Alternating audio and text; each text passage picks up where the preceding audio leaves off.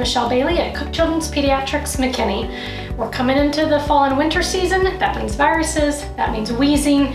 If your kiddo's ever had trouble breathing before and you have a nebulizer unit like this, sometimes we forget at 2 a.m. on a Saturday how to put this thing together. So let's go through the steps and I'll show you how to put together the one for babies and the one for older kids.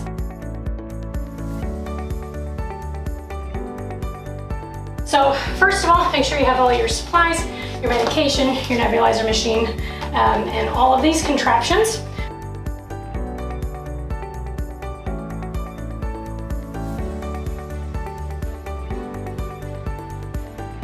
So we get our little cup right here. We put in our vial of medicine. Attach the top, it just screws on, doesn't screw on too tight, just a little bit will do. And attach the face mask. Now we get our little connector, mine's green here, sometimes they're clear. Plug it in on the bottom. Push it in real tight, that sometimes gets loose and then it won't work if it's loose, so make sure you push it in really tight. And then attach to the back of your machine. And the fun part, get to put it over the kiddo's face, over their mouth and nose. They absolutely love this part. Just kidding, sometimes they don't. And we turn the machine on. You can see the smoke really well.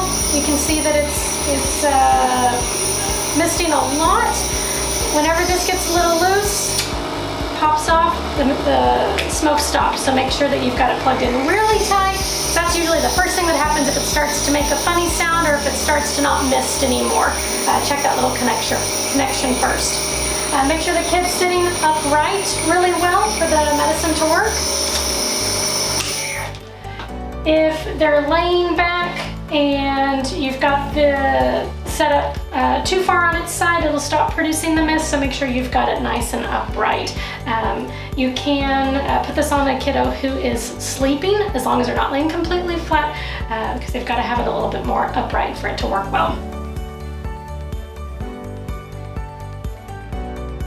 So if your infant or small child really hates the nebulizer machine, and it happens, and you can't get it to them while they're asleep because they wake up, it's okay. We're just gonna have to hold them in your lap, one arm over their arms, one arm holding the mask. You might need 2 adults for this, and that's okay.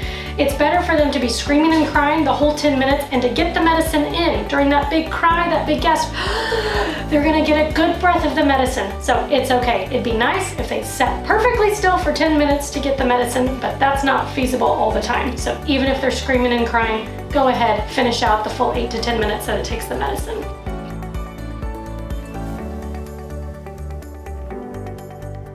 So for the older kids and teenagers, super important that you know how to put this together yourself so you can grab it when you need it. Same initial startup. We've got our 2 ends. Plug in one to the machine. One to the same bottom part. Get your medicine. Pour it inside. Screw on the top, exact same way as before. Now, the top of this one is different. It's called a T-top. It looks like a T when we put it together.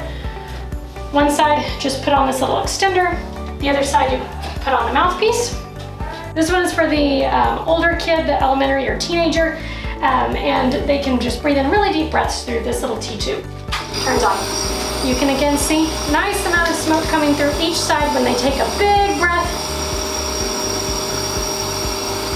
The smoke stops for a second. That's normal. You want to breathe in all that good medicine, big breath out, and then keep going.